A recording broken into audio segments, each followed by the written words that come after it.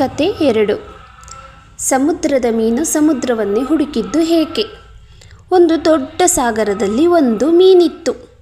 ಅದು ತುಂಬ ಚುರುಕಾದ ಮೀನಾಗಿತ್ತು. ಬೇರೆಲ್ಲ ಮೀನುಗಳಂತೆ ಇರಲಿಲ್ಲ. ಒಂದು ದಿನ ಅದು ಸಮುದ್ರದ ದಂಡೆಯ ಬಳಿಗೆ ಈಜುತ್ತಾ ಬಂದಿತು. ಆ ಸಾಗರದ ದಡದಲ್ಲಿ ಒಂದಿಷ್ಟು ಕವಿಗಳು ಕುಳಿತು ಸಾಗರವನ್ನು ವರ್ಣಿಸುತ್ತಿದ್ದರು. ಸಾಗರವೆಂಬುದು ಬಹಳ ವಿಶಾಲವಾದದ್ದು, ಬಹಳ ಸುಂದರವಾದದ್ದು. ಅದು ಅತ್ಯದ್ಭುತ.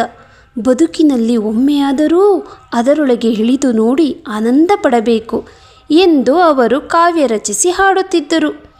ಅದನ್ನು ಕೇಳಿಸಿಕೊಂಡ ಮೀನು, ನಾನೂ ಒಮ್ಮೆ ಅದನ್ನು ನೋಡಲೇಬೇಕು ಎಂದು ಮನಸ್ಸಿನಲ್ಲಿ ಹೇಳಿಕೊಂಡಿತು.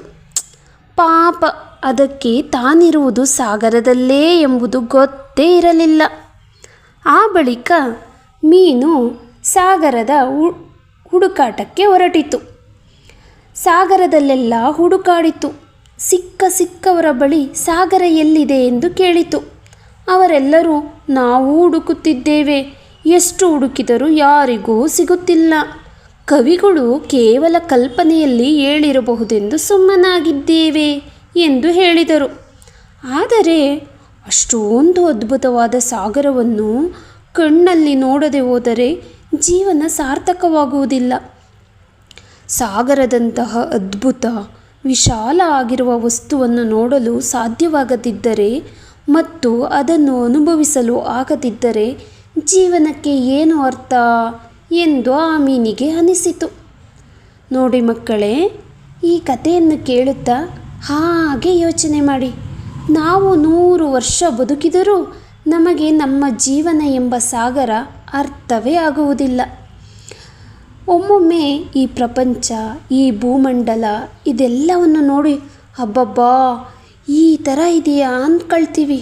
ಆದರೆ ನಮಗೆ 2 ಮಕ್ಕಳಿವೆ, 3 ಮೊಮ್ಮಕ್ಕಳಿವೆ, ಅವರೆಲ್ಲರನ್ನ ನೋಡಿಕೊಂಡು ಬದುಕಿದರೆ ಸಾಕು, ಜೀವನವೆಂದರೆ ಇಷ್ಟೇ ಅಂತ ಎಷ್ಟೋ ಸಲ ನಿರ್ಧಾರ ಮಾಡಿಬಿಡುತ್ತೇವೆ. ಆದರೆ ಆ ಮೀನು ಹಾಗೆ ಮಾಡಲಿಲ್ಲ. ಅದು ತನ್ನ ಮಕ್ಕಳು, ಮೊಮ್ಮಕ್ಕಳು, ಮರಿಮಕ್ಕಳು ಎಲ್ಲರನ್ನೂ ಮರೆತು ಹೋಯಿತು. ಜೀವನವಿಡೀ ಸಾಗರದ ಹುಡುಕಾಟದಲ್ಲೇ ಮುಳುಗಿತ್ತು. ಹೀಗೆ ಎಷ್ಟೇ ಹುಡುಕಿದರೂ ಅದಕ್ಕೆ ಸಾಗರ ಸಿಗಲೇ ಇಲ್ಲ ಎಂಬ ನಿರಾಶೆ ಆಗಿತ್ತು. ಆಗ ಅದಕ್ಕೆ ಇನ್ನೊಂದು ಕಡೆಯಿಂದ ಹಂಸವೊಂದು ತೇಲಿ ಬರುತ್ತಿರುವುದು ಕಂಡಿತು. ಆಗ ಅದರ ಬಳಿ ಮೀನು ಕೇಳಿತು, ನೀನು ಎಂದಾದರೂ ಸಾಗರ ಕಾಣಿಸಿದೆಯಾ? ನೀನು ಎಂದಾದರೂ ಸಾಗರವನ್ನು ನೋಡಿದೆಯಾ? ನಾನು ಹಲವಾರು ವರ್ಷದಿಂದ ಹುಡುಕುತ್ತಿದ್ದೇನೆ ಎಂದು ಬೇಸರದಿಂದ ಹೇಳಿತು. ಆಗ ಹಂಸ, ಅದು ಹುಡುಕಾಟದಿಂದ ಸಿಗುವುದಲ್ಲ, ತಿಳುವಳಿಕೆಯಿಂದ ಸಿಗುತ್ತದೆ ಎಂದು ಹೇಳಿತು. ಅದೇನು ಎಂದು ಮೀನು ಕುತೂಹಲದಿಂದ ಕೇಳಿತು. ಆಗ ಹಂಸ ಹೇಳಿತು, ನೀನು ಎಲ್ಲಿದ್ದೀಯೋ ಅದೇ ಸಾಗರ ಎಂದು ತಿಳಿದುಕೋ. ನೀನಿರುವುದೇ ಸಾಗರ ಎಂಬ ವಿಚಾರ ನಿನಗೆ ಗೊತ್ತಿಲ್ಲದೆ ಹುಡುಕಾಟವನ್ನು ನಡೆಸಿದರೆ ನಿನಗೆ ಸಾಗರ ಸಿಗುವುದಾದರೂ ಹೇಗೆ ಎಂದು ಕೇಳಿತು. ಆಗ ಮೀನಿಗೆ ತುಂಬ ಸಂತೋಷವಾಯಿತು.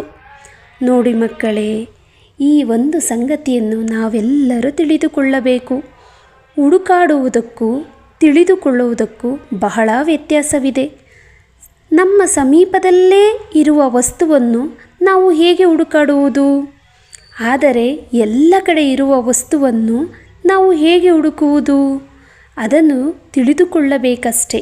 ಹಾಗೆಯೇ ದೇವರನ್ನು ನಾವು ಎಲ್ಲೆಲ್ಲೋ ಹುಡುಕಾಡುವುದಲ್ಲ, ಅದರ ಬದಲಿಗೆ ನಾವು ಇರುವಲ್ಲಿಯೇ ದೇವರನ್ನು ಕಾಣಬೇಕು. ನಾವೆಲ್ಲರೂ ಸಾಗರದಲ್ಲಿರುವ ಸಣ್ಣ ಪುಟ್ಟ ಮೀನಿನಂತೆ ನಾವು ಓಡಾಡಿಕೊಂಡಿರುವ ಮತ್ತು ನಾವು ಬದುಕುತ್ತಿರುವ ರೀತಿಯೇ ದೇವರು. ಇದೇ ಅದ್ಭುತವಾದ ಸಾಗರ. ನಮ್ಮ ಬದುಕಿಗೆ ಆರಂಭವೂ ಇಲ್ಲಿಯೇ, ಅಂತ್ಯವೂ ಇಲ್ಲಿಯೇ. ಇಲ್ಲಿರುವುದೆಲ್ಲವೂ ದೇವರೇ ಎಂದು ನಾವು ನಂಬಿಕೊಂಡು ಒಳ್ಳೆಯ ಜೀವನವನ್ನು ಸಾಗಿಸಿದರೆ ನಮ್ಮ ಜೀವನ ಯಾವಾಗಲೂ ಸಂತೋಷವಾಗಿರುತ್ತದೆ.